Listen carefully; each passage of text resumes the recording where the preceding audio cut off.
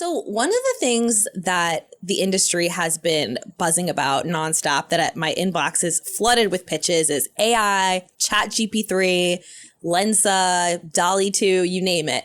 I heard that AI was not as big of a presence on the show floor itself. Mm-hmm. Talk about that. Like, reconcile all the excitement and buzz around it and the lack of it showing up at CES. Yeah, I mean, I think that's a good point. I do think that there is a ton of buzz around ChatGPT and DALL-E. DALL-E is part of ChatGPT, I believe, which can actually like create imagery and create art and music and things like that. So there was definitely a lot of talk around that. Like, what is the role of creativity and humans with computers?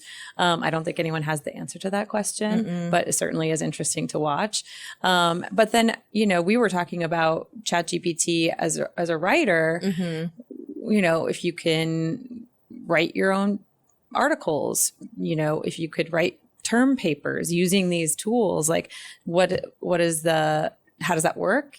Does that actually work? Can we, and does it negatively impact fields like journalism? It's interesting. I mean, until ChatGPT can do a vodcast, I think I'm okay. That's right. I think so. But also it sounds weird. It sounds like a person who doesn't necessarily speak English is trying to speak English when you listen to some of the ChatGPT or read some of what it's written. It's interesting. I was playing around with it for a piece I was writing, and I popped in a couple of questions like create a marketing idea for Chipotle. And it was like pretty solid place to start. Like, it is, yeah. But it's lacking that humanity that you need when you're like reading a piece of, whatever you're reading, watching something. Like, you want those little human errors is what makes it so good, I think. So I think there's definitely implications with AI, but very much to be seen. Like, I don't think all the writers or all the creatives are going away tomorrow. So. No, I don't think so either.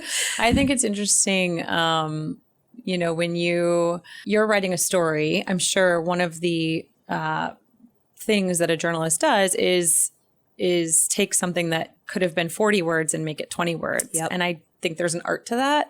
And when you're retelling a story, yeah, exactly. When you're telling a story to somebody, like synthesizing information and cutting it down is what humans do. And I don't know that AI has solved that yet. Maybe it will. And maybe it will just continue to get better and better and become sentient. Who knows? Yeah.